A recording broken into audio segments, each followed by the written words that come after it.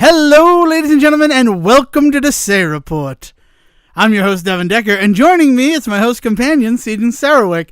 I have so many things that I want to do, but I'm going to start with, this is the last Marvel legend that I'll ever buy. Oh, that favorite bit of ours. That favorite bit of ours. No, I like that Don Henley song. Last Worthless Evening is one of my favorite Don Henley songs. Fight me. But, however, I should have been prepared. I sent you the outcome, not the build, and that's foolish. But for those who don't follow Marvel Legends releases, and I mean, honestly, why would you? They recently came out with the second wave of characters from Deadpool and Wolverine, which that movie's 2 years old, right? Like, that was a 2024 release. It was also probably, fight me on this one, if you can, the last good Marvel movie? How do you feel on that one? Wasn't Fantastic Four after that? I didn't like Fantastic Four. It did pretty well, but I didn't really enjoy it. But and did people enjoy it? I know that me not enjoying something is not terrifically indicative of something not being enjoyed, but I do feel like a lot of people had a lot of things to say on that one. While it was certainly a breath of fresh air, even as somebody who I didn't really enjoy it, it was a breath of fresh air that they just kind of started with that movie, for better or for worse. I don't know, you're supposed to I don't know. I really liked how Fantastic Four started. Again, this is foolish that I was not prepared. It has a 90% audience rating on that's good. Okay. So I'm the problem. For what that is, but yeah, no, and it's fine. It's fine if I'm the problem. It's me. Taylor Swift has to deal with it. Why shouldn't Devon Decker? Those are words I just said. I can't find. There it is. So they released the second wave of figures. People are a little pissed off about it. I had to send you an Amazon link to it. People are a little upset because the Wolverines, they hella cheaped out on. They don't come with multiple head sculpts and there is no unmasked Wolverine, which is a big point of contention for the brown suited Wolverine. Because he's not screen accurate. He comes with a blue and yellow Wolverine head because they did not resculpt the head to reflect what he looks like in the movie. But second of all, I should probably just include this in a message to you as well. I'm gonna do it. We're recording, right? This is an episode. I'm acting like this is not. Oh my goodness! Thank you so much. Also, the link you just sent me. The link you just sent me is just to Deadpool. Were you trying to send me Wolverine? No, I was trying to send you Deadpool because Deadpool is the more important of the two. But I do. But I want to send you the Wolverine too because I want to discuss something about it. That is just kind of gross. If you open up the Wolverine picture that I sent you, brown suit Wolverine, you'll see that he comes with a neck. It's in the top left there. Yeah. So what they expect you to do is to get one of the Wave 1 Wolverines and pop off the head from one of those that is unmasked and then put it onto this one. And we gave you the neck. Right? Because you need the neck, because you need it to be exposed skin. It's just a batshit way to handle it. Also, he only has the cowl on in the movie. That's the whole point of the scene. It's weird. The other members of this wave, in addition to two Wolverines, is Cowboy Deadpool, Cassandra Nova, X-23, and Blade. I've seen the Blade. He doesn't come with a sword. It's weird. But the one that's important, he comes with. Blade doesn't come with his blade? He comes with a weird little short sword, but not the sword you think of when you think of Blade. I don't know. It No, doesn't. literally the plot like significant device of the first movie, like the whole denouement of that film. Yeah, yeah. I guess they call me Blade because I have a blade. I don't know. It's also the only way. Like it's a whole thing, and that's the most important thing. But that Deadpool that I sent you, which is actually, I dig that it's a Dogpool action figure, and they're acting like Deadpool is the pack-in. That's the Deadpool figure that I always wanted from Deadpool Wolverine, because it comes with the Wolverine claws from the opening. It also comes with, the gold deagles that he gets very early on in the film. It comes with Hulk hands, which I think is just fun. So I owned this figure. I took it out of the package. I've since returned it. I don't care. Because QC, I'm tired of paying money. The price of Marvel Legends goes up and up, and the quality goes down and down.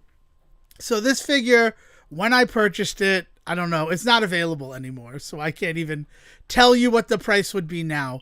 I think it was like a $40 figure, though. Let's say that. I opened it up. The Wolverine claws are rubber. Like gross, gummy rubber. They're not like hard, like Wolverine's claws should be. Or like they are in the figure that I showed you, the brown suited Wolverine. The Hulk hands are just hollow.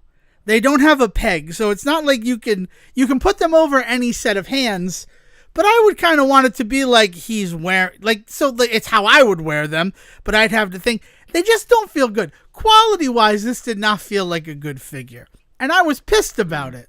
So what I did was, I knew Hot Toys had a Deadpool that came with the Wolverine claws. I had tried to get it last year, but it sold out like almost immediately.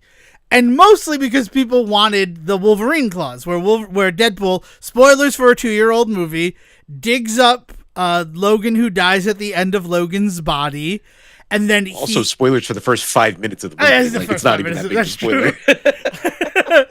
Well, what if you don't know that Wolverine died at the end of Logan, right? Like, I guess spoilers going further back. But he digs it up and he uses his bones and he like constructs a way to have Wolverine's claws, and it looks awesome. But Hot Toys, are you familiar with the Hot Toys brand, Sejohn? I am not. No, not unless you've sent me something from them. But I have no idea who Hot Toys are. Yeah. So I found out about them in college, and I'm like, I'm never gonna be a Hot Toys guy, cause they're like $400 figures. They're 1/6 scale, right? So they are bigger, and the quality. That Deadpool that I sent you a photo of, he's got on a full suit. Like, he feels like, I think, because he's wearing the clothes. It's not... Okay, so the one that you sent me is not the one from this picture. I was going to say, because there's a little bit more, like, battle damage going on, plus the whole, like, setup for him. But sorry, go ahead. Yeah, so the pictures that I sent you of him in front of, like, a TVA portal on the snow... Oh, that's perfect. Snow. I didn't even, like, clock that, but that is... yeah, that's perfect. Yeah. That figure... He's wearing an actual suit. There is battle damage that is holes that have been made in the suit, and then they're like sealed around it so they won't spread. Like, the claws look awesome. They're actually hard. Apparently Hot Toys used to do like metal claws for Wolverine stuff. They're made of plastic. I'm okay with that. I don't need something that might kill me in the night. And I'm not saying like Toy Story, this guy's gonna come to life and snick, kill me. But like, if I were to trip in my room, walk into the bathroom half asleep, and this guy's got like metal claws out, that's a good way to put your eye out, right? Apologies. Yeah, if you were going to get Final Destination, it would probably be a bunch of action figures that would end up killing you. Wow, don't say that. Please don't ever mention... Like, it's bad enough that I cannot drive by a truck with logs on it. Please do not turn things that I am literally surrounded by into my Final Destination death.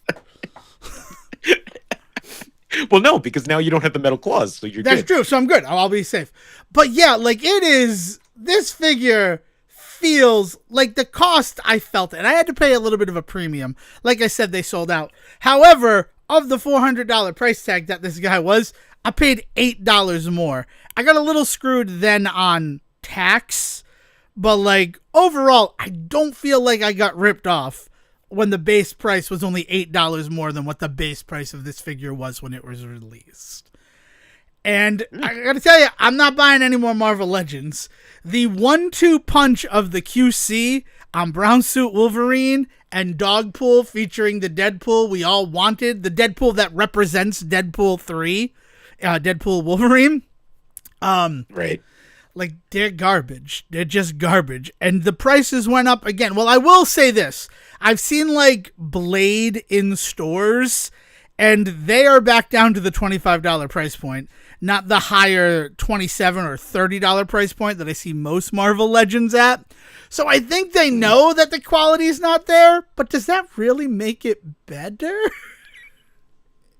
It's a real question that I gotta ask. Like, I don't know. But I'm done. And I say this, I fully intended to open this episode assuming that my Hot Toys Deadpool arrived, quote unquote battling version Deadpool. That's how they sold him. That I'd talk about it. But then, did you see what was revealed just this week, Sejohn? As I'm probably going to have to do one more stupid thing to you. I don't know what you're referring to. There's a lot of things that happened this week. Well, I'm talking video. I'm talking specifically in the Marvel Legends realm. It's something that would maybe interest you. I've just sent you the link. Open it up. He's opening it. And hey, it's Robbie. Robbie Reyes is finally getting a figure after the failed Kickstarter to do the Spirit of Vengeance in car form. I wish that he came with a non-Ghost Rider head. Is that a weird thing to want from this? I mean, I'm not buying it. I'm not getting this figure. But it just felt like after my whole I'm done with these, like these are a waste of money. And honestly, so is a $400 Deadpool figure. Like, I understand that. Thank you, tax return. That's what I'm going to say right here, right now. Is what took care of it. But like in having the Deadpool I want, I don't feel a need to purchase anything else now. And I gotta tell you, that's a little freeing. It feels a little free. And there's gonna be a sort of trend with this whole thing. But I did want to start talking about getting a Hot Toys figure. Something that, like, they did a Batman when we were in college that I think was like $500. Because he came with, like, all sorts of stuff. And it was also, like, one of the first times that they did it. Like, so some of that cost was the actual modeling and everything like that. Putting together molds, making sure they had a body. And then because of that upfront cost, they could do other things. Again, I don't know a lot about it. I'm just happy that I have a Wolverine who can wield I have a Deadpool who can wield Wolverine's claws, a la the opening of Deadpool Wolverine. And I think that's the end of this. All right, there's some other stuff there. Which now brings me to... Sejohn, do you ever listen to Sarah Port Jr.? That's a question that I'm going to ask you before I... Yeah, you ask me this every time we talk about them. Yeah. Okay, so pop quiz, jackass. What are your 3 favorite movies right now? Right now, Sunday, April 19th, 11:26 a.m. If I ask you to tell me your top 3 movies, what are you going to answer? Oh my God, well, that's an impossible question, Devon. No, but I'm not holding you to it forever. It's like just pop quiz, the first 3 that come to your head. This is what your brother did to Dale in the latest episode of Sarah Port Jr. Well, this is what I'll say.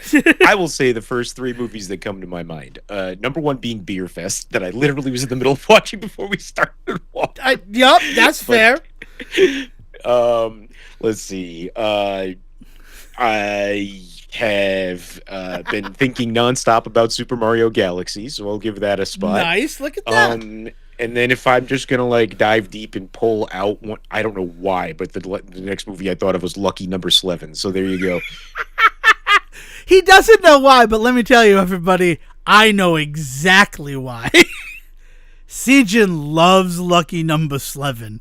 He might be the only person you find in this world who does. I'll answer mine. Hackers, probably a guy thing, which is like a weird thing to answer. Wow. But the Jason Lee one. Jason Lee, 2003. I mean, the guy who wrote it is currently working on Rooster, and that show is just better and better every week.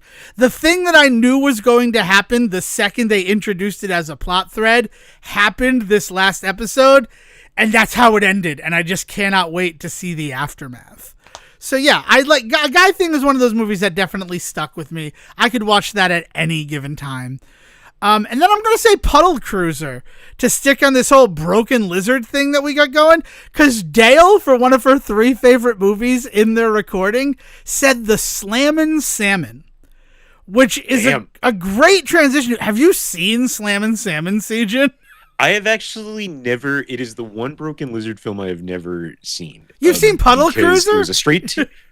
Yeah, you and I watched Puddle Cruiser. You were like, "Oh, you have to if you like these guys, you have to watch." I'm glad. I forget. I've showed that movie to so many people since I came into my life.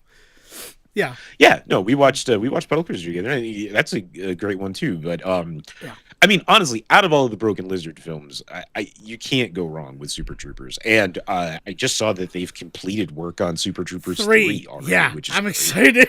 But yeah, and I'm about to. What I think I'm going to dive into next, really, honestly, is Tacoma FD. Did you watch Quasi, the Quasimodo Hunchback of Notre Dame movie that they did for Hulu? No. Oh yeah, yeah. That is. God. That's a good one. Okay, too. I guess there's 2 things. There's 2 you haven't seen, but yeah. No. Yeah, so I've never seen Slammin' Salmon because it was straight to DVD, and then it ended up being Michael Clark Duncan's last movie, right? Yeah, I don't know if it was straight to DVD. Was it? I thought it had. I did not see a theatrical release for that movie. It's not that it didn't come out, I guess, but in theaters. But like by the time I became aware of that film, and that's weird for me, right? Like.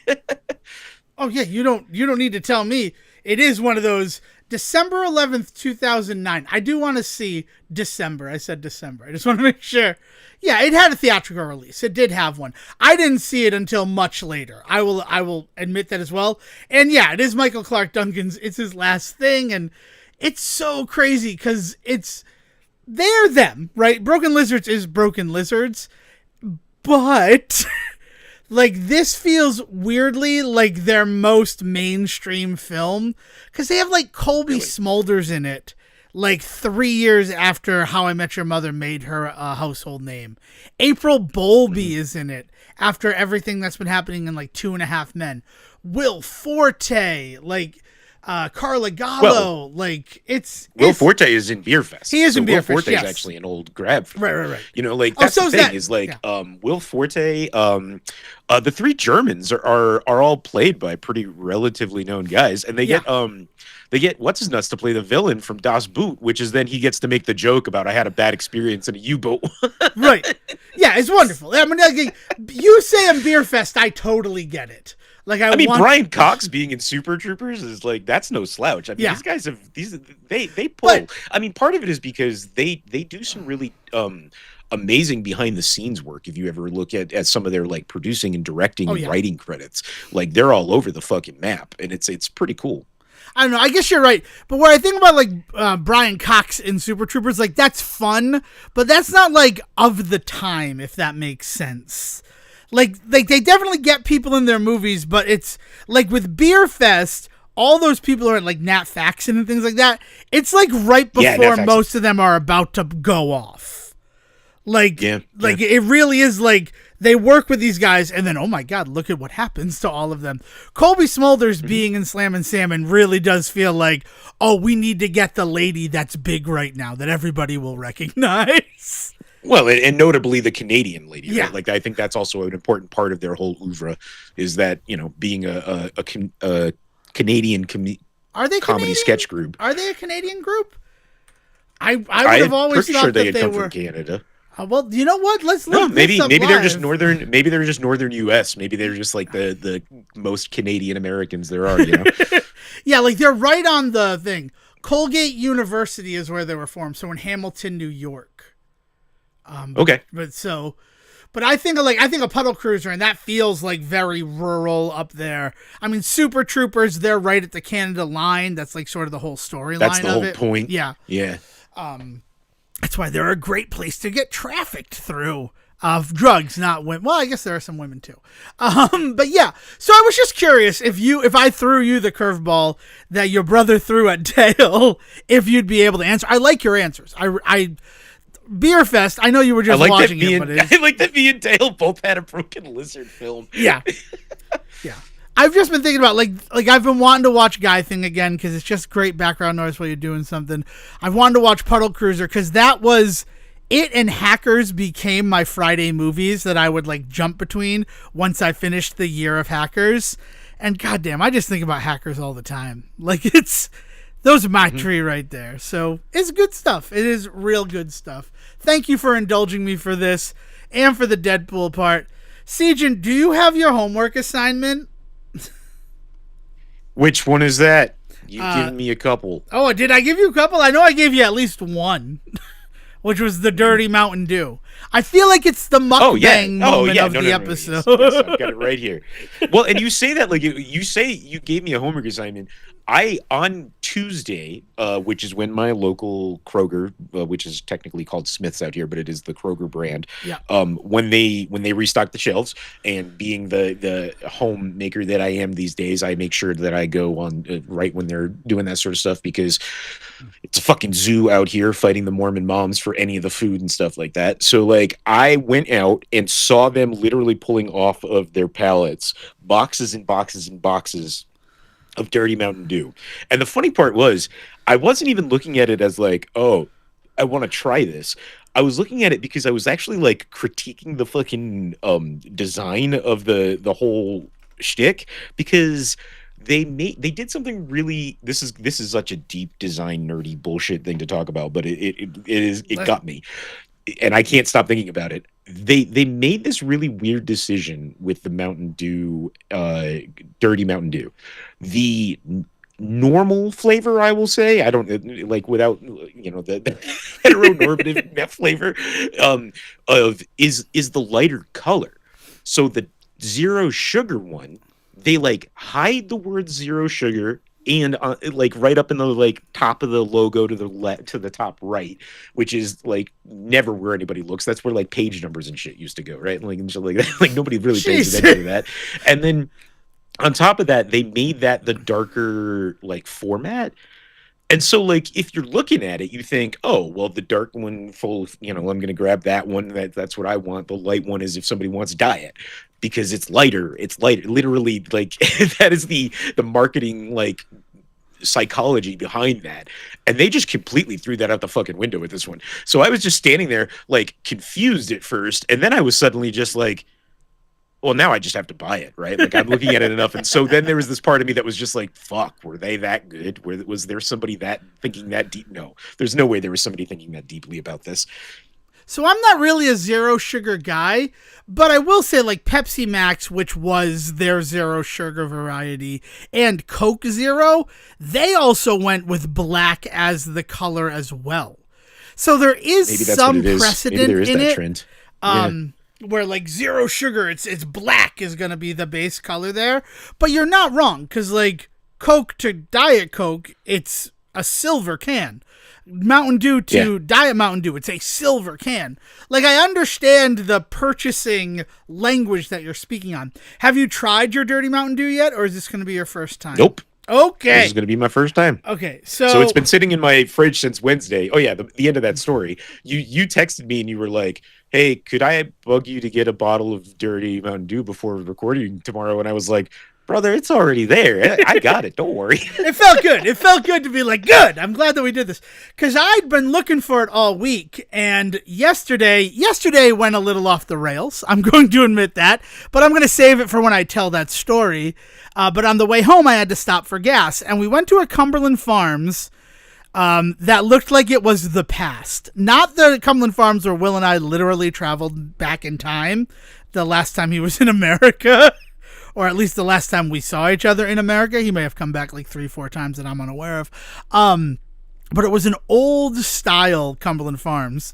And I went, and Dale ended up going in looking for a bathroom. They did not have a bathroom, but they did have the Dirty Mountain Dew. So I am very happy to have this to try it. You ready to crack into these and do another Mountain Dew judgment?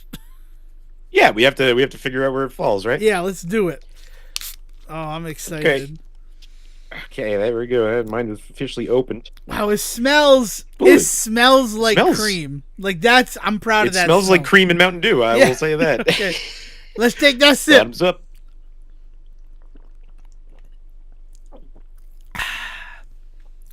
Sorry for the there. I don't drink like that, but I wanted to make sure that you, the listener, were involved. Well, damn, that is delicious. Why is that so good? It is. It says cream soda dew, but it almost has like a coconutty flavor. Maybe that's just like the fruitiness of the Mountain Dew kind of mixing with it, making me think of coconut. Right. So I come from the land of that is dubbed dirty sodas, right? Like it is a known thing out here. There's a whole bunch of Mormon TikTokers and stuff that are known for dirty soda recipes and things like that. And the original kind of dirty soda concept was Coke and coconut cream, right? Because essentially they had ass backward their way into a fucking rum and Coke and not realized it. But essentially, instead of using coconut rum, they were just using coconut cream in there, and it was non-alcoholic, but they still got all of the same fun, right? Exactly. And so there's kind of this connotation for me already of this idea that dirty instantly means coconut, but that's not necessarily the case these days, because there's all sorts of quote unquote dirty soda places out here that will do all sorts of stuff. They'll do coconut stuff. They'll do all sorts of different various weird varieties of flavors like pina colada. No, pina colada is just another fruity one. Trying to think of like another like weird, because they do like butterscotch sodas are like really big and stuff like that. Like they'll do any flavor. And the thing is, when I say that it's like deep out here, like I've gone to weddings where instead of having bars, because they're Mormon, right, they have open soda bars, and it's just a bunch of this sort of stuff. And like it's crazy how deep this is in the culture out here, because they don't go to bars for dates. They go to soda shops. They go to, well, technically soda jerks, but they don't call them that out here. But I mean, so I was gonna say, you're in the heart of dirty soda land, so I was curious. You could actually go get a real dirty soda. Around here, the only places that seem to do it are the ones within the Yum brands. So like KFC and Taco Bell, they have dirty sodas, which just proves that Pepsi has gone kind of all in on this, that they have national like dirty versions of their drinks. I mean, the thing is like this is a thing that existed in diners and soda jerks and shit like that for years. Like this is not like a new thing. I don't want to act like the Mormons invented something. I don't want to act like we've discovered something. Like the idea of adding syrup to your soda to alter the flavor in some way has been a part of the whole like motif of soda since it was like invented, right? Or pop or cola or whatever you want to call it. But ever since it became like a thing that people drank, like mixing and experimenting with various weird flavors is like how soda like solidified itself as like a treat of choice in American culture, Right, exactly. I think that certainly everything that's gone on in Utah, though, with the influencers and everything, is something that has brought it to the forefront of the national consciousness, if not even international. Yeah. But, like, when you talk about it, essentially a dirty soda is an ice cream float, but with melted ice cream. Really, it's just putting cream in there. That's what it is at its core. But the reason I bring up like the Taco Bell and the KFC of it all is that they are very upfront about the fact that it is a vanilla cream that they're mixing with the drinks. Like it's not that coconut of it all. So they want to be front and center with it's vanilla cream. And essentially, I mean, that's what vanilla Coke was. But instead of delivering it in syrup form, they're delivering it via cream, right? Like heavy cream. Right. So I don't know. There's a decadence to that. Like there's like a, there's a level of kind of like you want to get real deep into the culinary arts of the whole thing, mouth feel and concepts of how you actually like take in flavors, and like you're essentially your body knows when it's indulging, right? I think that that's something we can all kind of like, we know when we're doing something quote unquote naughty, dirty, as it were, right? And so like we're eating ice cream and we feel good, not just because the ice cream is good, but also because we're doing something that's not necessarily good for us, but we're able to take it, so we do it. And so like there is that kind of level of same psychological thinking with like soda, right, and all that shit, and that's how they get you, is like, yeah, this is going to be an indulgence. I don't think that they think cream soda Mountain Dew is going to become like the next Code Red. It may, because I don't think they expected Code Red to become what Code Red became. You know what I mean? Like it's just, if they lug out and that happens, great. But like for right now, they're just playing off of that mystique of you being like, oh, like I'll try that once, right? Yeah. I would, if I were given the choice between the Dirty Mountain Dew and the regular Mountain Dew, I think I'd buy the Dirty Mountain Dew, though. I have to say that. Since most places it's the same cost, this has a much better mouthfeel, which fuck me for saying that. I feel like an asshole saying it, but it's true. I like it. I like the level of viscosity, and I kind of like the flavor, right? And I'm mostly a guy who's like moved on to Baja Blast. I'll be honest. But yeah, this was... Well, now that it's available everywhere, yeah, right? Exactly. Like, that's the big thing, is that Baja Blast would have always been my Mountain Dew of choice. It's just that before 10 years ago, it wasn't available anywhere other than Taco Bell. Other than Taco Bell, exactly. And there are times where I go to Taco Bell and I'll get a regular Mountain Dew now, since it's not only Baja Blast that's available there. They hit differently. They honestly do. And this whole thing is brought on because I bought a new video game this week, and we'll talk about that one. But like Devon Decker and the backlog. But I only had a Mountain Dew Dragon Fruit in the refrigerator, and I'm like, I want to try that on the show if I don't find a Dirty Mountain Dew. Sejohn, will you indulge me to try the Dragon Fruit? Are you familiar with the Dragon Fruit? Have you had the Dragon Fruit? I am familiar with the Dragon Fruit. I really like the Dragon Fruit. It almost doesn't feel like a Mountain Dew to me, but you tell me what you think. Okay, cool. So I'm opening it. Oh, wow. Oh, wow. Gulp. Yeah, that doesn't taste like a Mountain Dew at all. I get exactly what you mean when you say that. That drinks like a Fanta. It's weird because, like, yeah.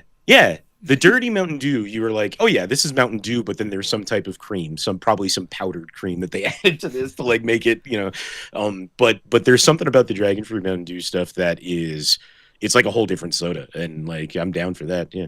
Yeah. This was good. I don't know if we still have the tier list. Dirty Mountain Dew would be on whatever level I have regular Dew on. I don't know about the Dragon Fruit yet. I need some more time with it. But I'm glad that we got to do some more doing on the show, right? It's been a while since we've drank Mountain Dew. And it's not like there hasn't been new Mountain Dew. It's just been so hard to find it, if that is something that I can say. Like, I don't know. Oh. What's up? What's wrong? There's an alcoholic soda brand out here that called Dirty Pop. I'm sure it's not just out here. Called Dirty Pop, and they had a Mountain Dew flavor release recently that was something fucking hilarious. Like it was like Scenic River or some shit like that was the name of it.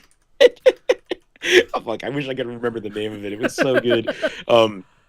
But just in terms of that, because that's another thing that's happening out here. I don't know how much you're seeing around near you, but it's huge out here. Is the alcoholic soda and like alcoholic alternative drinks too. There's a lot of places that will do like hop water now and stuff. Even non-alcoholic drinks is where that falls.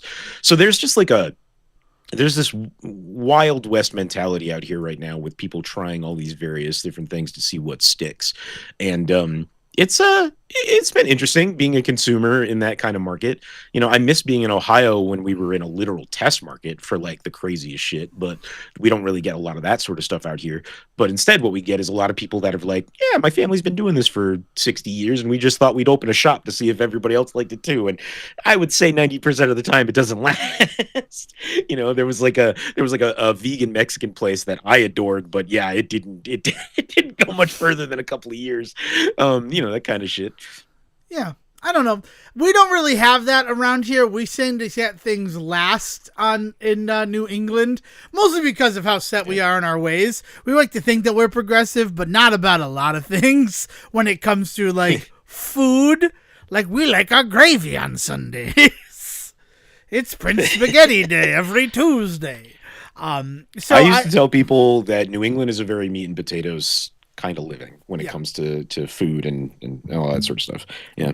Yeah, I mean, remember when the Krispy Kreme opened in Cranston and everybody lost their minds? And like, I remember. Yeah, well, the real secret though is there was also a Krispy Kreme in the Twin Rivers Casino.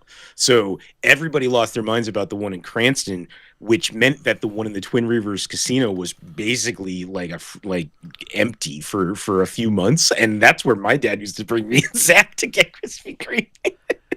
Just to give you an idea of where my family was at. No, I mean, it makes sense. I mean, based also, you are weirdly located in a place where it's easier to get to Lincoln than it is to Cranston. I don't know how it works, but like, I mean, certainly not now with the Washington Bridge, but still, you just go through Pawtucket and somehow you're in, Lincoln again. I used to know it when I worked in like on the Pawtucket, Central I mean, the Falls secret line. was 146, man, which was like this awesome little like backwoods highway that had the drive-in on it. It had a couple of different liquor stores that were just over the line liquor stores, which were always fun because, there wasn't a huge difference between Massachusetts and Rhode Island, but it was cool to see like the different things that we could grab. But there was like 146 was this weird little kind of, the huge Newberry Comics had been down kind of 146 and then onto Route 1 there. So like there was a lot of weird shit down that way, and you would find yourself in Lincoln all the time. That's how we discovered Cinema World the first time, me and my brother. Stuff like that. God, R.I.P. Cinema World. It still hurts. It hurts every time. But I know. But yeah, okay. So I feel like I've commanded a lot of this, and I have other stories to tell. But Sejohn, what have you been up to this past week? And if there was more homework, please remind me, because I really only remember assigning. No. there was a whole bunch of weird shit that I got up to this week, and I don't know how much of it was for you versus for just myself.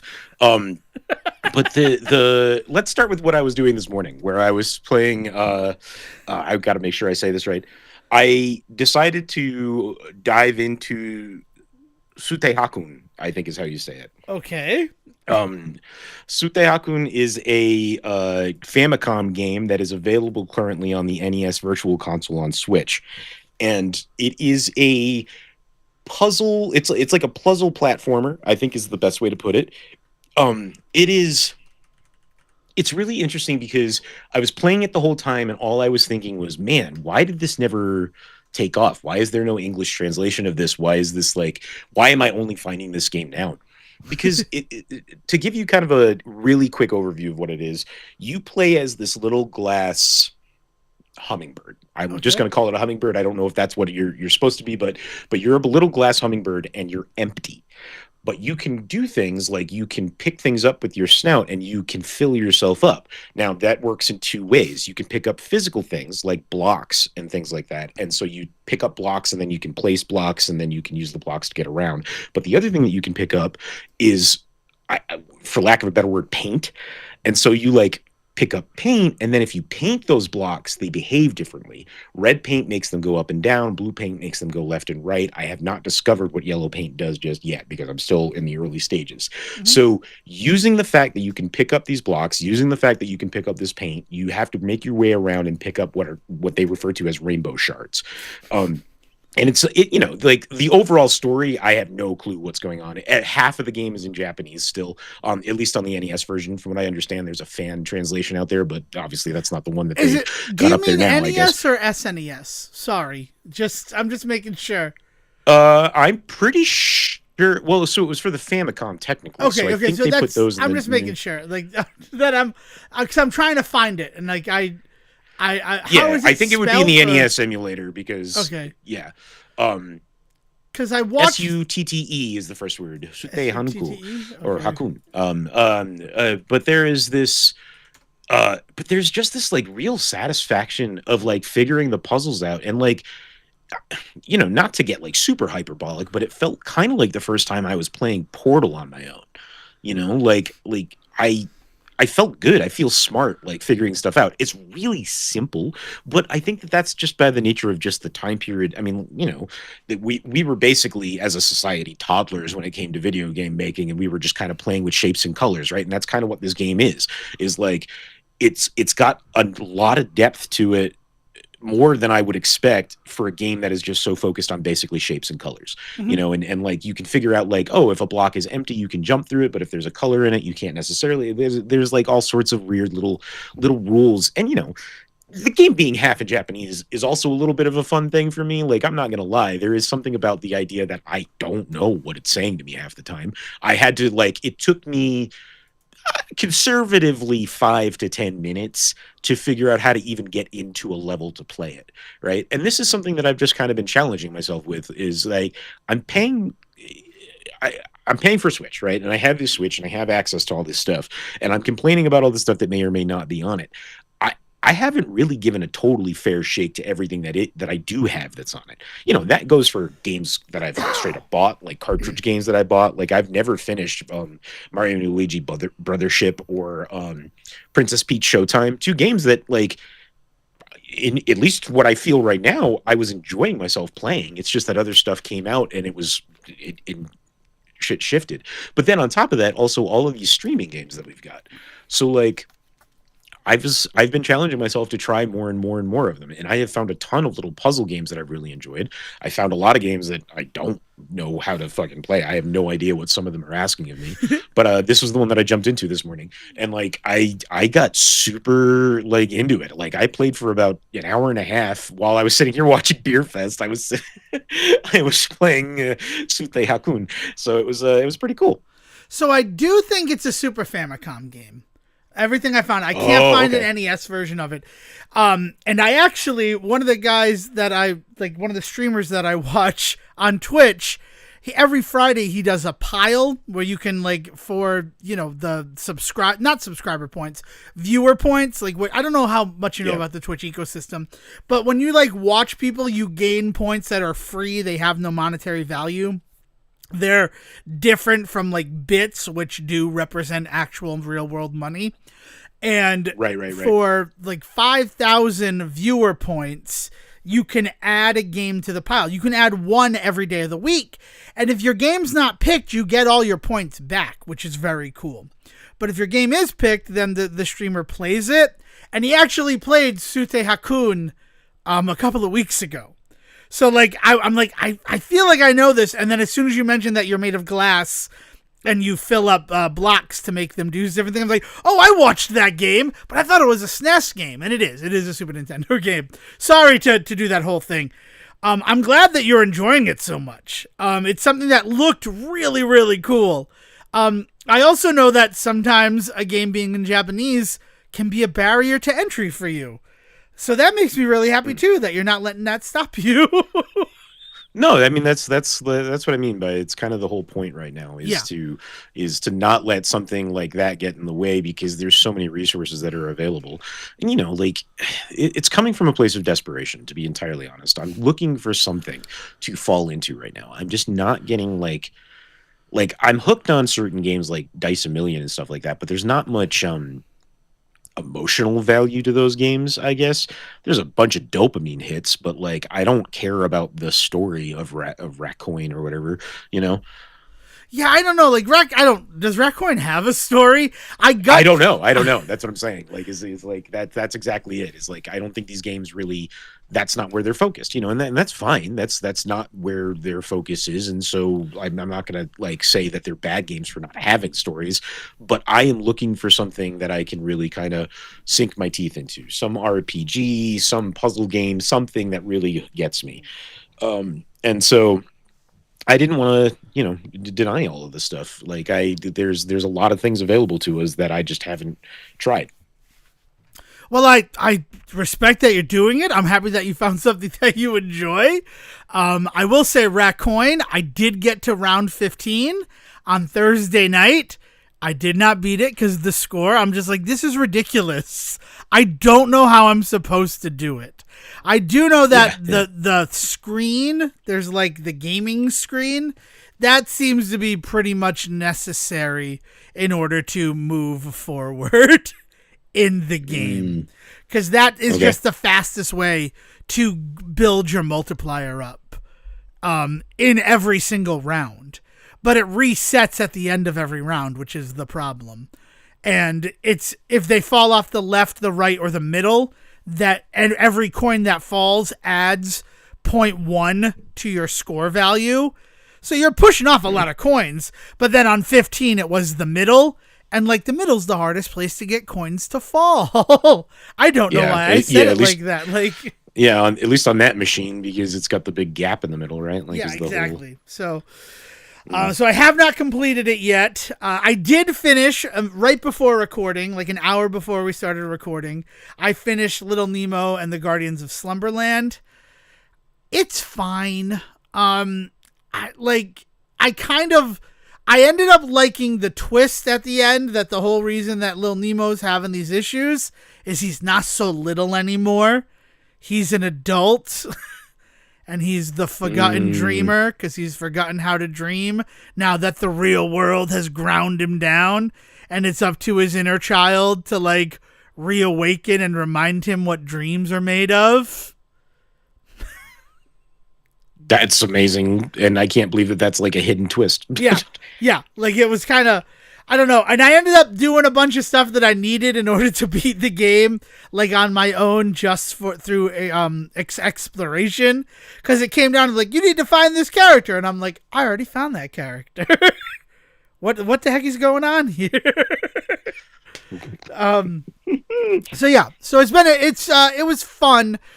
I think my bigger issue right now, and this actually ties into something we talked about in a couple of episodes ago, is for some reason Steam games are now able to release without achievements.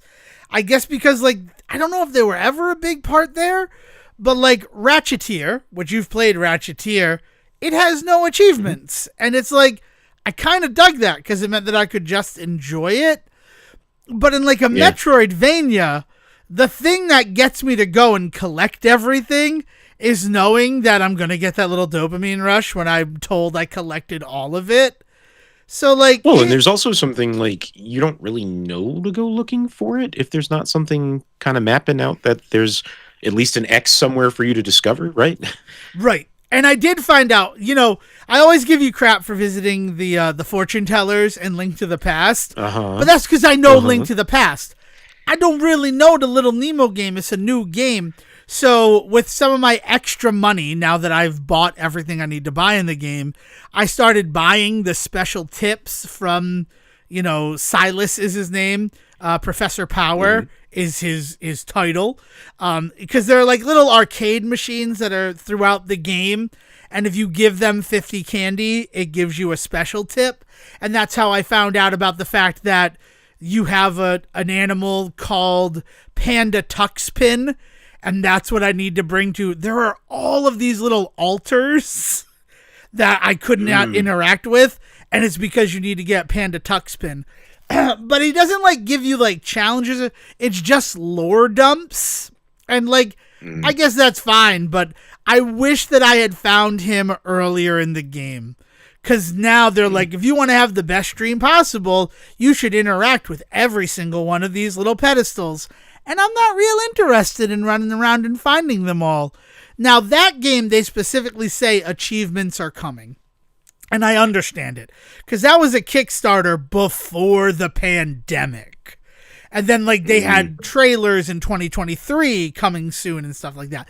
The fact that the game has released at all is impressive. I will give all credit to that. However, like, in that style of game, the fact that I've rolled credits, like, that's enough for me. I don't have, like, beat the game in under 4 hours, like, because I don't have a challenge to push me to do that. Though, very obviously, you can get, like, the second to last upgrade from, like, apparently the first biome in the game, and I'm very excited to try that out now that I've been told, oh yeah, no, we allow that. So, who knows what will happen. That's pretty crazy. But, so I did beat that. I beat one of the games. Shinobi, I beat Goro Majima. I have not started any of the other levels. And I think I figured out what bums me out about that. Like, it's one thing that I got to fight Goro Majima. It's one thing that I'm going to get to fight Death Adder, and I'll get to fight Dr. Robotnik. Like, that's cool. But all of the enemies that you fight in these stages are just the basic Shinobi enemies. And the whole, like, steez of it is that NME Corporation, or EME, like the bad guys from the game, they've also gone to these locations. So that's why you're fighting the same, soldiers you fought in the rest of the game. I was hoping that they were going to reskin those to represent the worlds they were in. Like, it's not going to be super fun going into Golden Axe and not fighting Golden Axe enemies. Well, or at least some variation, right? Like, or something in between. Yeah, that is a bit of a bummer. Are you at least in, like, levels that are designed as if you're in those games? So, for Yakuza, no. It was just, like, the Crystal Caves section of the game. But the background had, like, some things from a city there. Once you got to the fight with Goro Majima, though, it was like you were in the city. So that section was really cool, but the rest of it was not. The rest of it was like, it's a zone of power, so it looks like that. I haven't started Golden Axe yet because I had that realization of, like, it'll be cool when I get to Death Adder. However, I don't really want to fight a bunch of Shinobi guys right now. I'll do that later. So, it's been that. Yeah. But to bring us to what new game do you think I purchased, Sejohn? What new game do I think you purchased? It's a game that came out this week that I purchased. I don't even know what the hell came out this week, man. That's crazy. Like, well, you could be forgiven for that because the game was supposed to release on April 24th, and they bumped it up a week. And to the fact that they're like, all of the pre-order bonuses, if you buy the game before April 24th, you'll still get them. Like, we're not going to punish people who might not have pre-ordered, knowing we were going to move up the release of the game. Are you playing that new Pokemon? What are you doing? What new Pokemon? There's a new Champions? Champions can fuck off. No. Pokepopia's been out for a while. Pokemon Champions is the new one. And it's like, I don't even know, but I the way that I would describe it is like a hero shooter, like something like Overwatch, but with the Pokemon. I don't know, though. Don't quote me on it. All I know is that I see a game that is designed to have people pay money to continue playing it. And I'm like really not about that live services lifestyle anymore. I'm going to be honest with you. Yeah. No, it's Pragmata, the one that we were discussing on Wednesday, because I thought it was strange that, Yahtzee had done a pre-release review when usually his reviews come out a little bit after the game so that, like, people can have experienced it to get the jokes. Yeah. So is that why it was early then? Is that why he had the early... I think they just got it early. A lot of people got codes for this game. I think Capcom, in the fact that they were essentially introducing a new franchise with this, wanted to make sure that they took advantage of every avenue that the modern internet affords. Like, a bunch of Resident Evil streamers got free codes because they stream Resident Evil. Right, and they're like and that's really popular right now, so it's a good streamer to hit up. Yeah. Or like, I think there was a bounty for it. So there's a stuff going on with it. I initially thought when I saw Pragmata that it might be a secret Mega Man game. I think I've said that a bunch of times to people. I don't know if I've ever said it on the show, but that's because the Pragmata DI03667 later called Diana. She wears a big blue coat, and I thought that she was going to be like Mega Man. Like, I'm the new Mega Man. The game is very good. That's awesome. I forced myself to stop playing. I got it when it released at midnight on Friday, and I'm like, if I got to call out tomorrow, that's fine. But then I got, like, as Dale was going to bed, she's like, so my car needs to go to the shop. Can you take me to work tomorrow? So, like, well, if I'm driving to Bristol, I'm just going to go to work. Like, that's just what's going to happen. So I forced myself to stop playing around 2 a.m. So I played for about 2 hours of Pragmata. It's a third-person shooter. It's certainly, like, I know that you talk about the tank controls in Resident Evil and everything like that. It is not as fluid as Pragmata's gunplay is. Like, Resident Evil, there's still sort of, like, heaviness to your movements and the shooting. And that's not the case in Pragmata. I don't even know if you could compare them in any sort of way, other than the fact that you are using weapons and it's third person. But the real cool part about it is that you're kind of playing two games at once with it, which is not something I thought I would enjoy, but I kind of just, like, don't even think about the second game. Because when you're aiming the gun, Hugh, the main character, he's aiming and he's shooting. But while he's aiming, Diana, she's aiming as well. And she's sort of like a technopath. She's a robot. She is a Pragmata that was specially developed at the Cradle, which is where everything is happening in the game. But she can communicate with technology, and that's actually hilarious, because the first time that they show it, like, she points her hand at a computer screen and then just says a bunch of ones and zeros like it's a conversation. And it was just really cool. And it's one of those situations where, like, we want you to understand that this is what's happening whenever Diana communicates with the technology, but we're not going to do it every time. Well, Pragmata also, in some of its marketing at least, feels like it's also trying to really kind of ape on some Death Stranding concepts. A lot of, like, there's a lot of, like, gentleness in, like, a machine world type stuff that I'm seeing, so for Death Stranding, it was a lot of, like, here's pictures of Norman Reedus with a baby, but also there's guns, and or, like, here he is out in the woods, but also there's robots, people can turn invisible, that kind of shit. And, like, it feels like the little bit of advertising that I have seen for this through, like, Steam and shit like that, and is it on Steam? It's on Steam, right? Yeah, it's a Steam game, yep. Yeah. That, because I was gonna say there's not many places I get shown video game stuff, so Steam would definitely have to be one of them. But also, I think it popped up on PlayStation as, like, an out now for me this week. Like, there's a feel to it that feels, to the advertising, that feels like they want me to be thinking of Death Stranding while I'm looking at this.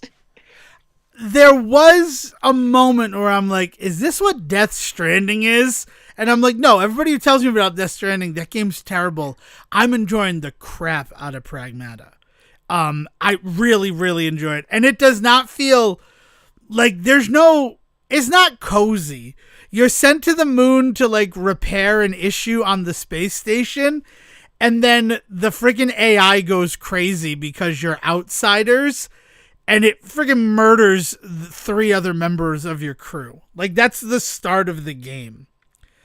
And and you fall down a shaft, like one of the shafts in it, and then the Pragmata finds you. You're dying, and she repairs your suit. Like, there's a big gash in the suit.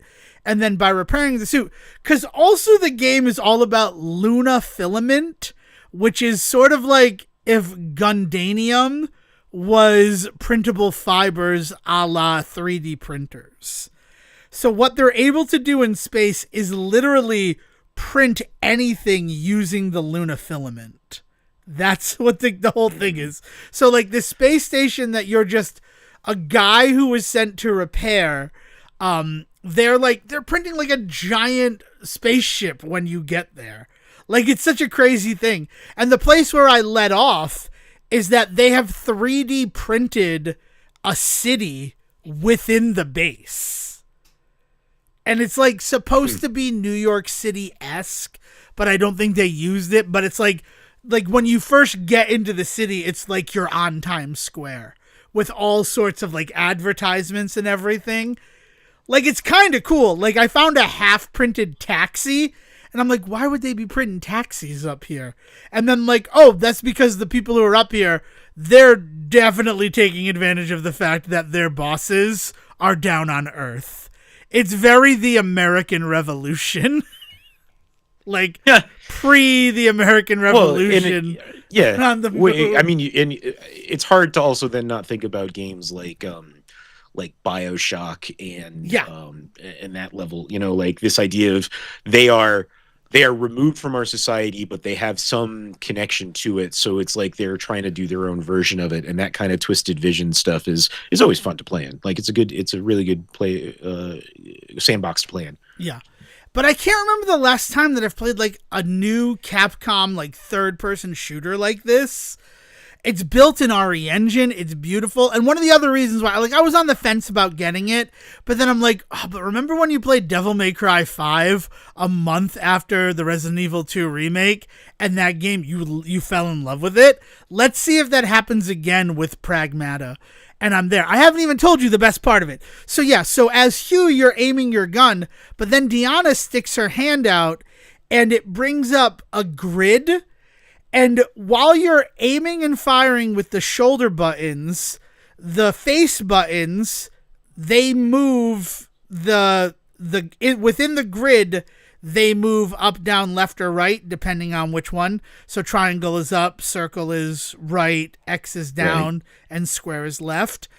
And what you have to do while you're aiming is hack the enemies, because the enemies are all robots that the UDIS system is printing in order to stop you from, you know, repairing the issue that's there, which feels a little Portal-y to me. Like, we have an AI that's gone off the rails, and this guy has to, like, repair it. And the hacking is moving the, like, little cursor through certain things in there and ultimately getting it to, like, the execute box.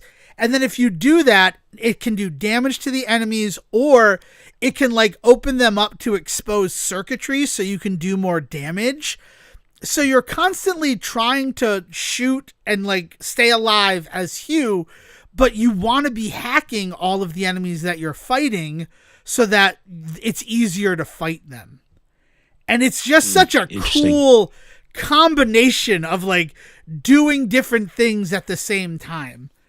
And, like, sometimes I'll get hyper-focused on the hacking, and then that's when I'll die. Because I'm not thinking, like, I need to avoid these shots. It's like, oh, this is a good enough hack, then I'll be able to destroy it. I beat a boss, which just straight up looked like the things from RoboCop that I hate, that I cannot think of the name of right now. The AT-ATs there? Yeah, the AT-ATs. They're more ATSTs than AT-ATs, because they walk, they walk on two legs. But yeah, like that. Like, it was like that in space, and you had to hack it so that, like, its battery would expose, and then I blew up its battery. Like, it's just been a blast playing this game, and I would have kept playing. That's awesome. Because and I'm really excited to say that. Like, I'm enjoying it. I would die for the Diana character. That's why I thought about Death Stranding. Because I'm fairly certain you're supposed to feel like that baby, if anything were to happen to that baby, as a player, it should break you.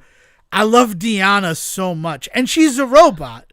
And there's a whole thing, spoilers for this game, where, like, you get to the second biome, and the whole thing is that, like, you have access to a tram system, and as you slowly, like, power up more and more of the space station, that tram system, because it's independent from the AI, like, will take you to other places within the facility. So, like, it's actually a pretty cool gameplay loop. I think I would compare it to, like, the Dead Rising games. Because you have the shelter, which is where, like, you can outfit yourself, you can rest, all your collectibles get sent there. And then you leave from the shelter to the various areas to try and repair them. Because at his core, Hugh's, like, just a repairman. Which is fun, right? Like, there's a long history of repairmen in situations that are out of their depth. That's Super Mario to a T. So, like, well, I mean, you're talking Dead Space. I mean, I mentioned BioShock earlier, but really System Shock, right? Like, is the one that, yeah. And Dead Space, like, I wonder if it's a little Dead Spacey. I don't know how, like, the movement in Pragmata is just so fluid. Like, and there's platforming that's really good because you have, like, the rocket boots and the way.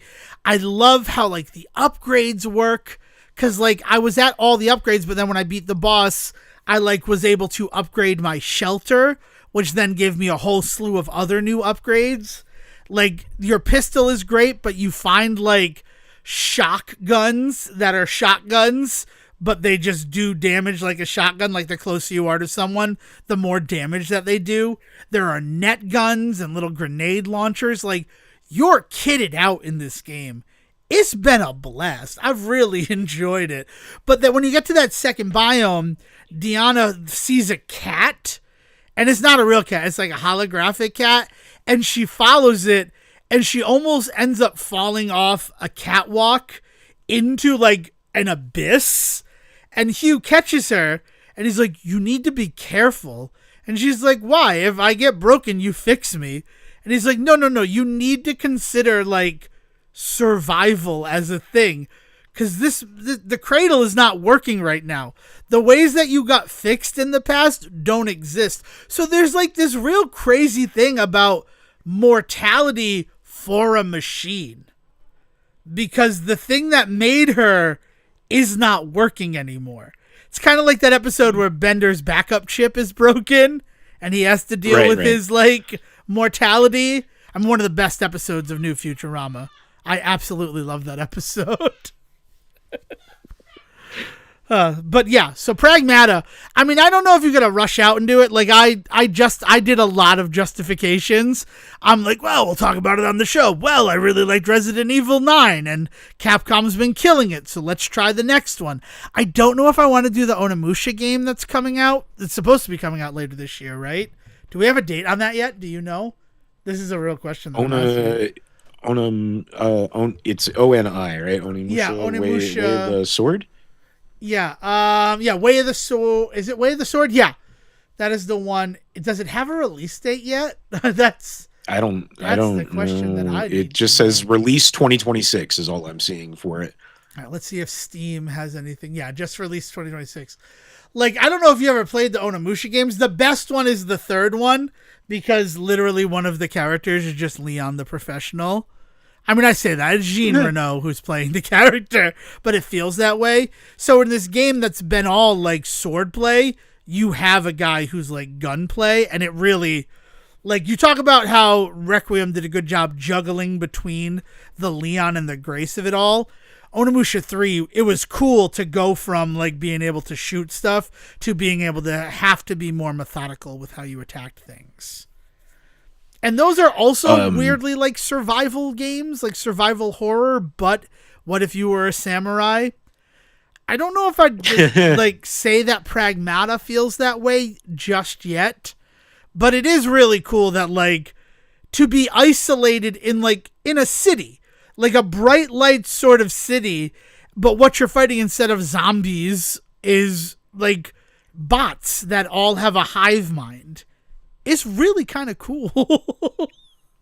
Awesome. Yeah, that sounds really cool. Yeah. I'm glad you're enjoying it. Honestly, it makes me really interested in it. Yeah. Yeah. No. I think there's a demo. Going all in on this RE Engine stuff, huh? Well, I mean, it's next level. Like, the RE Engine, everything to do, and it's what Reach for the Moon, right, is what it stands for. Like, the RE are the first two letters in Reach for the Moon engine. I don't understand how like Japanese companies decide to name things, because everybody you hear video game companies in general, right? Exactly, but I mean RE Engine, everybody just thought it stood for Resident Evil, especially because it's like the hand, right?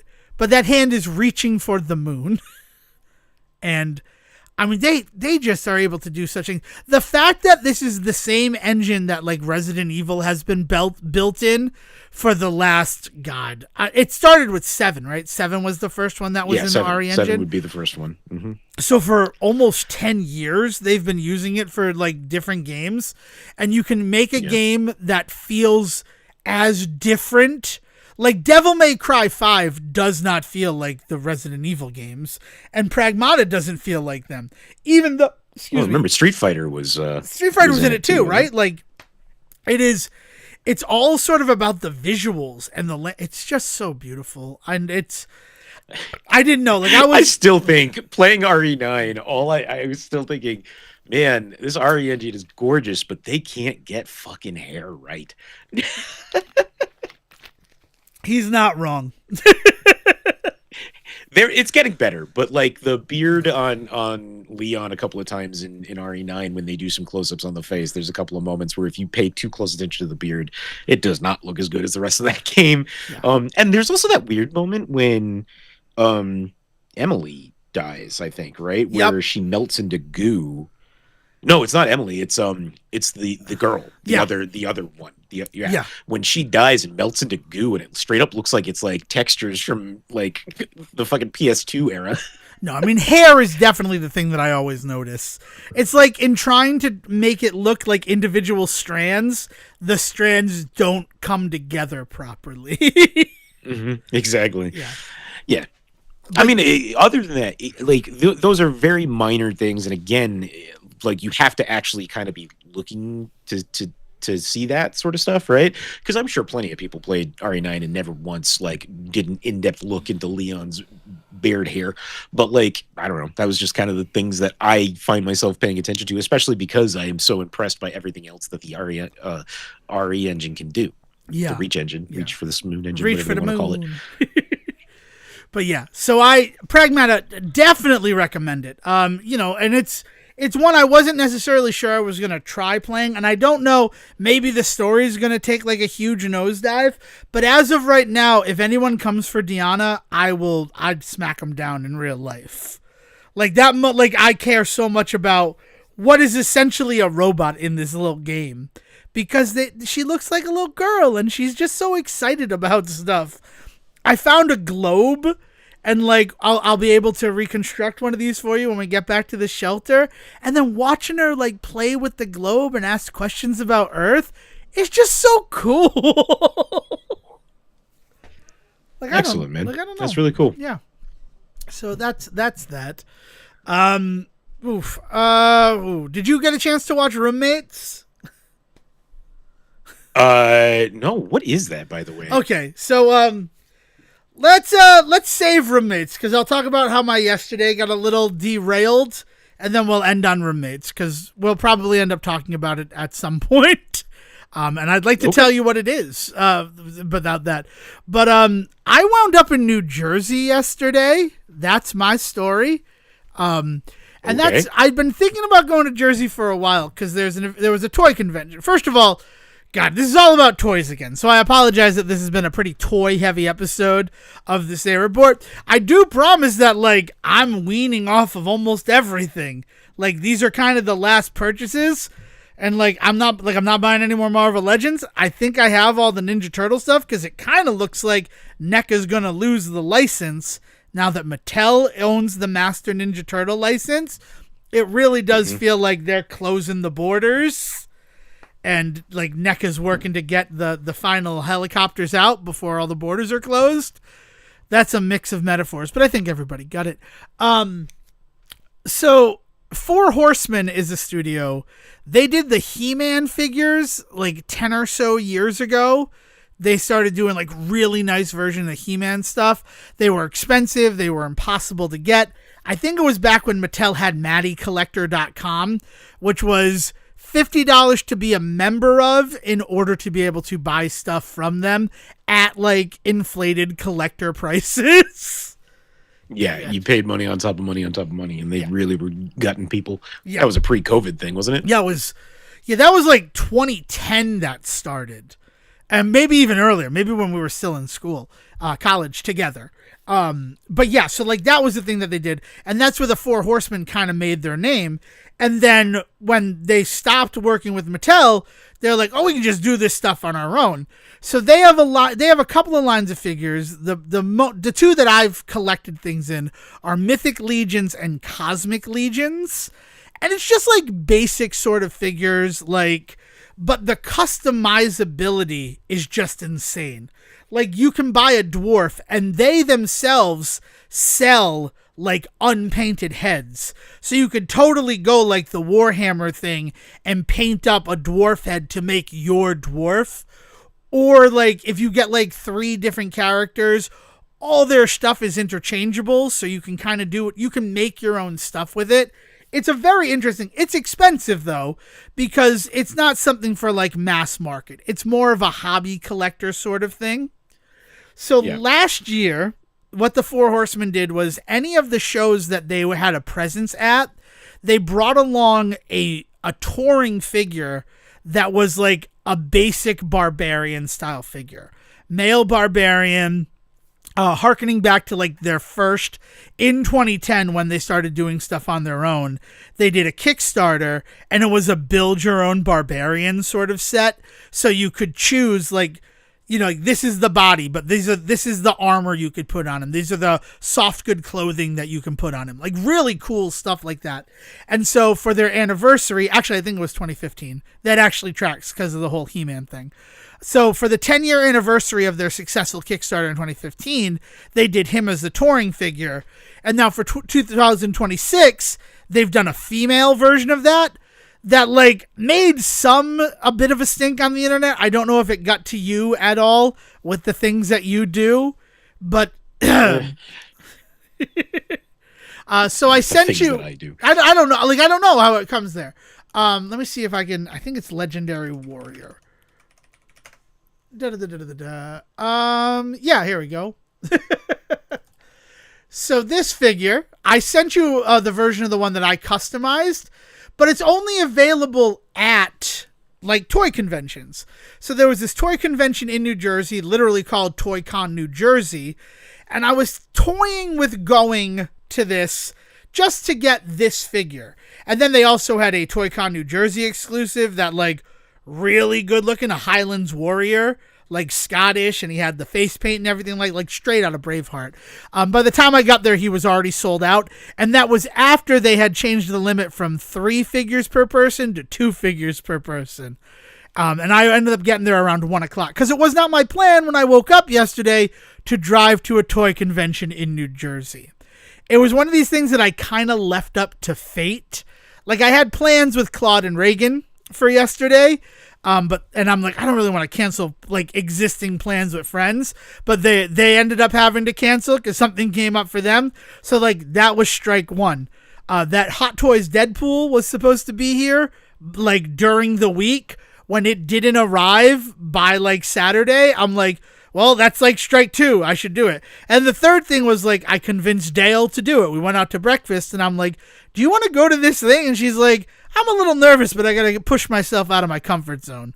So I had someone to do it with. I had nothing else going on. Let's go to New Jersey. And the reason is I really wanted to get this figure because there's been a lot of talk about it. And the reason there's been talk is that when she was first revealed, she came with a head she came with 2 red hair heads. One of them was just red hair like the blonde and black hair that you see in the link that I sent you. And the other one was that, but with like face paint. And that one people said reminded them of Aloy from Horizon Zero Dawn. And then just the basic red one reminded people of Red Sonja, you know, probably the most famous female barbarian in popular culture.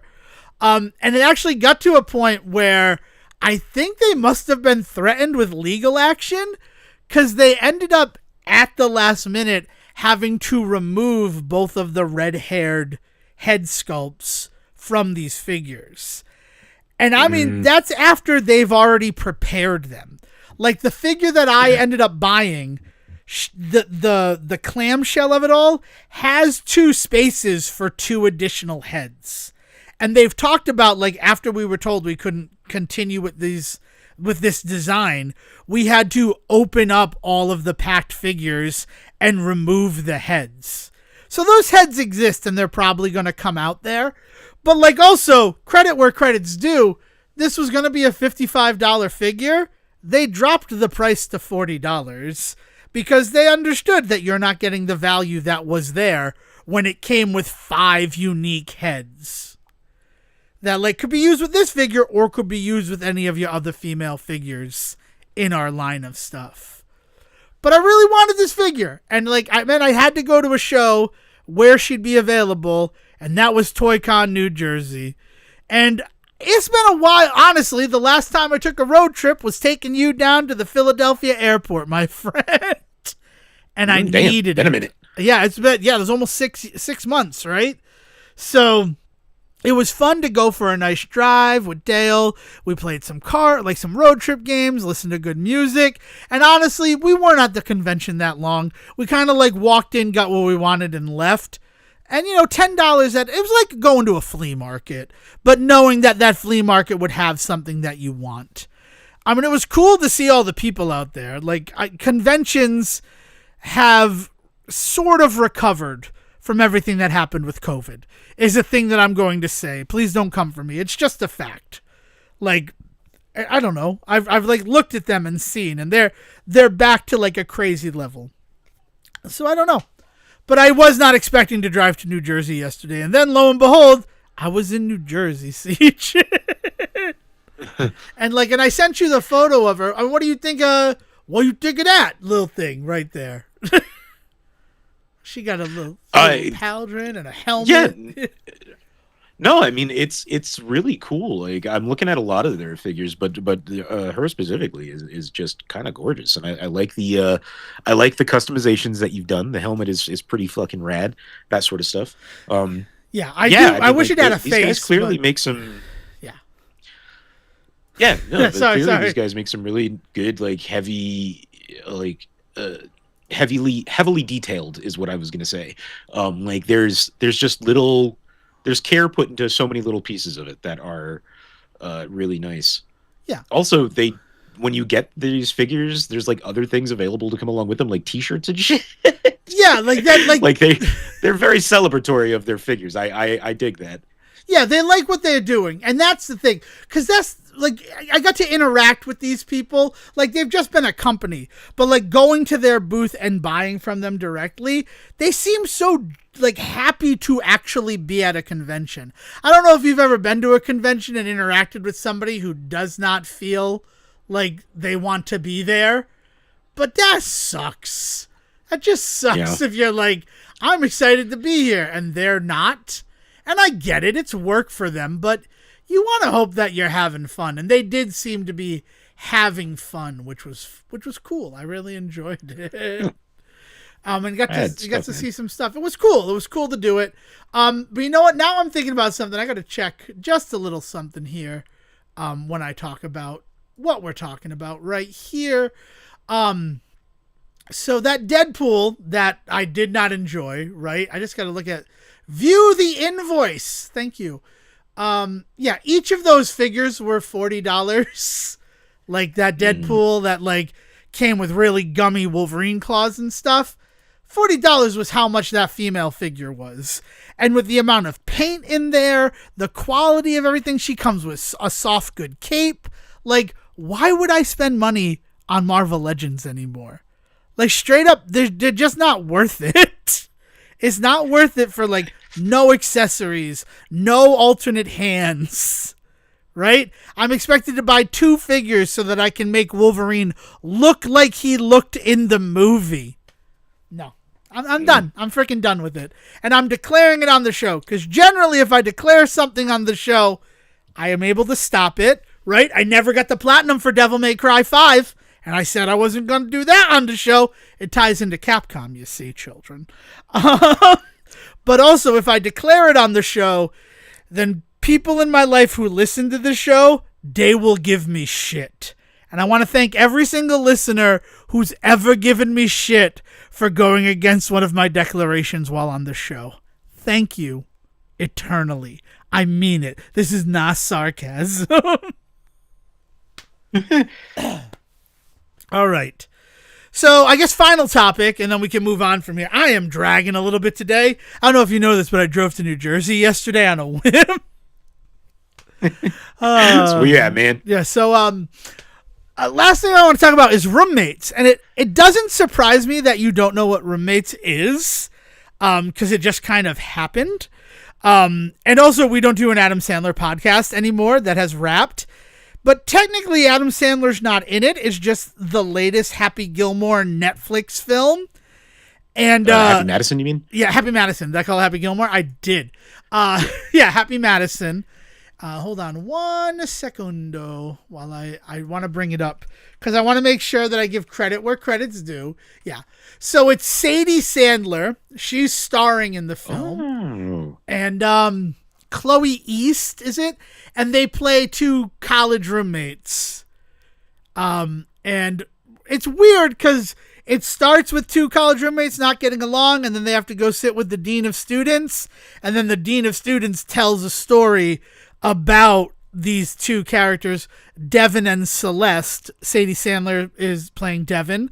It really does kind of feel like Adam Sandler might be familiar with our show. That's how I feel after that.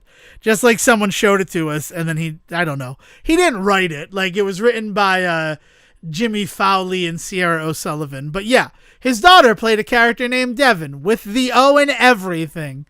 And I don't know how I feel about the film, is where I'm at. The more I think about it, the more I don't think I enjoyed it. And I didn't enjoy it because, like, they were just lazy about a lot of things with it. And it kind of feels like it's trying to be like this, like, decade's Mean Girls. But even though I don't like the film Mean Girls, I can admit that there's some depth on display. Like, Chloe East as Celeste, she just kind of feels like an avatar for everything the worst fucking roommate in the world would ever do to you. And that, it kind of stinks because she's very one-dimensional, but there's like these little soupçons of like some depth there, but the movie doesn't care about them, so like you shouldn't care about them as a viewer. But no, I do care about this girl's home life and why that might be reflecting in the way that she's acting at college. Like, I'm sorry that you don't seem to care, Mr. Movie, but but you know, that seems like that's kind of important. And yeah, so I mean, like, I don't know, like, if you had a chance to watch it, we could have maybe a deeper discussion of it if you end up watching it.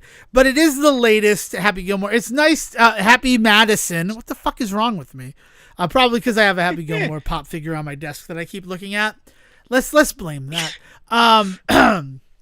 But yeah, but it was nice seeing Sadie Sandler as like the actual star, because it's mostly been Sunny in things like, you know, Happy Gilmore 2, she played the daughter who was going to go dancing.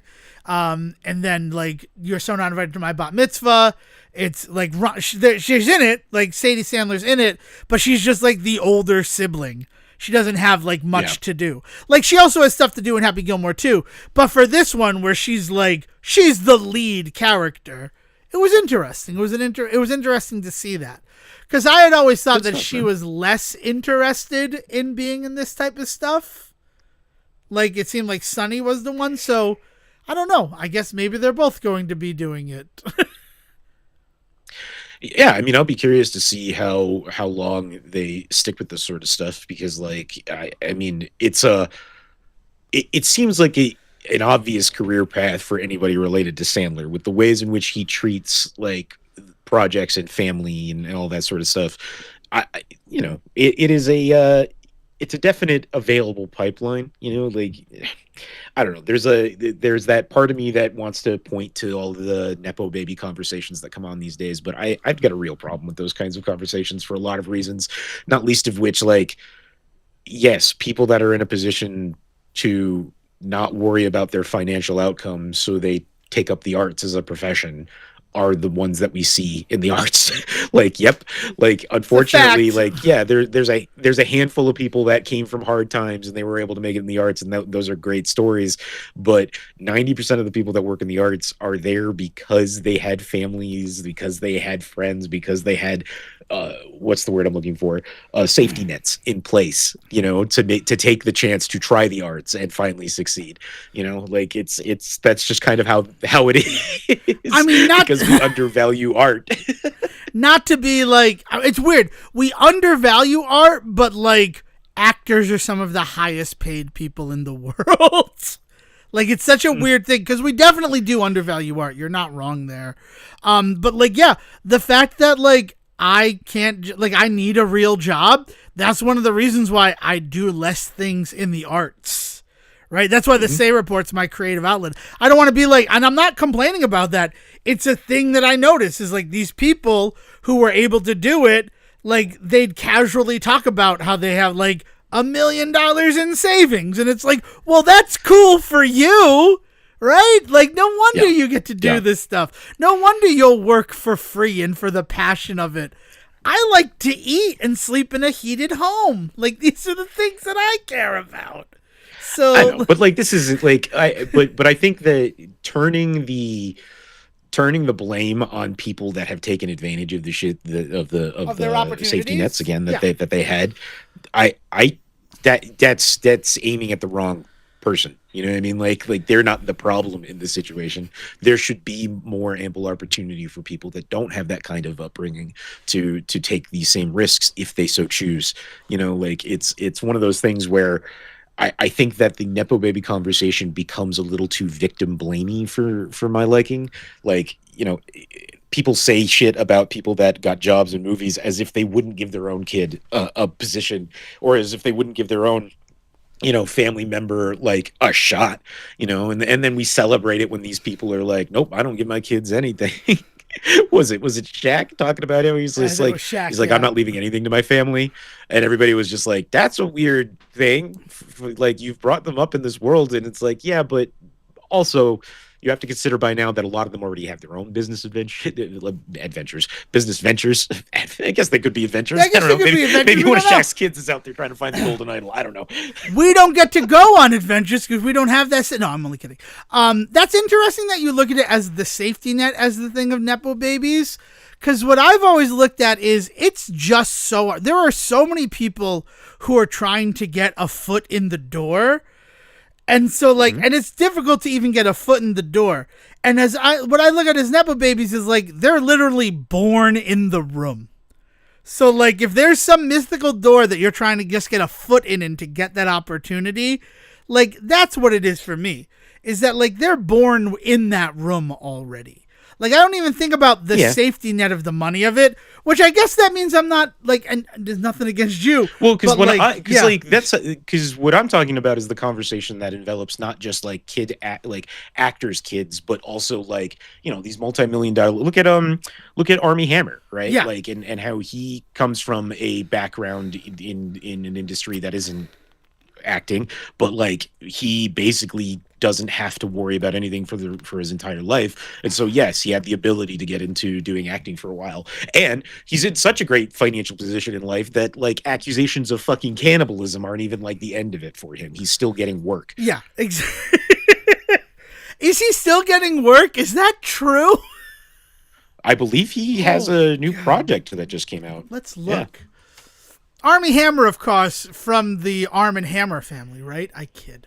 He's still getting work. Because let's be honest, those cannibal things, that happened pre-pandemic, right? Like, yeah, or at least like in that, kind of at the end of the Me Too stuff. It was like, you want to talk about how like crazy it's gotten. Yeah, he's been. I mean, he was in fucking Death on the Nile 3 years ago, a Kenneth Branagh film.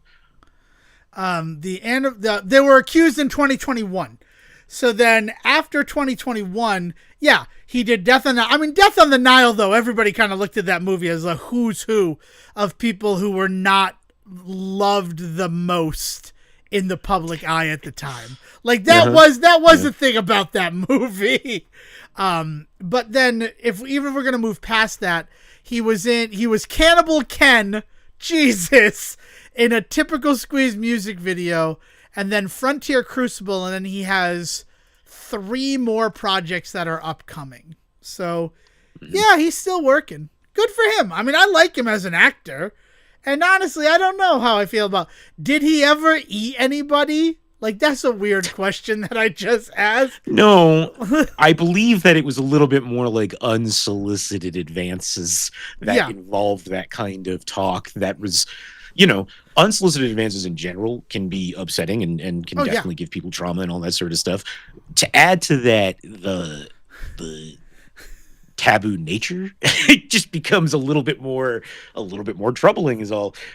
So I don't think it was so much that like, no, he didn't get caught with like eating somebody, but the ways in which he like approached that topic with people that were clearly not interested in talking to him about the things he was trying to engage in, it was predatory, plain and simple. It was just predatory behavior. Yeah.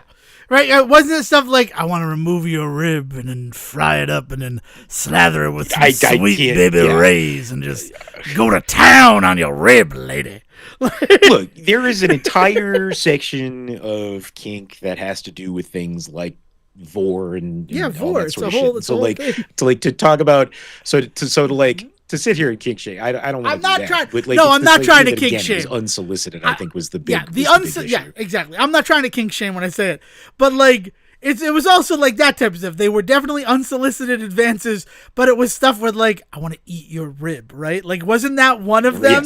Yes, that was one of the major ones. Yes, I do believe the baby back rib comment or some shit. I want your baby back, baby. Like, that's again, I'm not gonna. It's just. I had ribs last night, so I'm weirdly connected to this topic that I did not expect to spring up in the last few minutes of this week's episode of the Say Report. If I'm being honest. All right, so is there anything else you want to make sure we talk about this week? Because I'm feeling good. Apologies to everybody, but like, we put so much into our very special episode that we ended up recording earlier this week. I'm a little tapped, Sejohn. I'm not gonna lie to you. No, it's that time of the year where we need to kind of restart our engines, as it were. Yeah. So I'm also feeling it, but I'm hoping that that with the coming month of May, that we'll have some fun doing Brendan Fraser History Month. I am very excited. That's going to reinvigorate some creative juices. Yeah, I'm right there with you. I am. Oh God, I'm excited for that. I'm excited for a lot of things. But yeah, so if this is it, thank you so much for joining us for this episode of the Say Report. If you want to keep the conversation going, we have a Discord that you can join. Invitations are available wherever we are on social media, which as of this recording is still Facebook and X, formerly Twitter. If you go to any of our pages, navigate to the bio section, there's an invitation to join the Discord. Or if you're not on social media, like our good friend Sejohn, you can just send an email to thesayreport@gmail.com. We can facilitate you with an invitation that way. Or if you're not on the Discord train, which we're going to have a production meeting about Brendan Fraser History Month. That's why Sejohn's excited about it, the prospect of it coming along. Sorry. But like, we also need to have a discussion about whether or not we even want to stay on Discord or like what our next like video chatting thing to conquer shall be. So if you're against Discord and all of that, you can just send us emails direct to thesayreport@gmail.com and we'll get back to you. Most important thing is that if it's for him, Sejohn Sarowick, or me, Devon Decker, you put our first names into the subject line so that it can be distributed appropriately. Because like, if you want to talk to me about your kinks and you don't want Sejohn to know about that, that's completely understandable. However, if I'm reading your email and I'm like, this should be brought to an episode of the Say Report, we should discuss this. Again, we won't kink shame, right? I'm not going to yuck your yum. That's not a Devon Decker thing. I'm being honest about it. I had ribs last night, and that's where my mind went with Armie Hammer. I can't believe you brought up Armie Hammer in the twilight of this episode, Sejohn. I can't believe you're still like talking. I'm still focused on it. Yeah, I don't know. But again, if you do say something that's just for me, but I think it's worth bringing to the episode, I'm going to bring it to the episode. Understand that any submissions are subject to being discussed on the show. But again, we'll keep it clean and everything like that. We'll respect you, but legally it feels good to let you know that, like, if you send an email just to me, I might talk about it with Sejohn. I won't share all the gory details though. There's where we are. I think that's everything. I think the Mountain Dew is starting to affect me at this point, so we should probably run away. Sejohn, thank you for joining me. Thanks to you, the listener, and William, please bring us home. Bye. Thank you for listening to the Say Report with your host Devon Decker and Sejohn Serwick. Please follow the guys on Twitter and Facebook by searching for The Say Report, and you can always subscribe on your podcast channel so this is delivered straight to you and you can enjoy it every week. With apologies to your mother, we'll see you next time.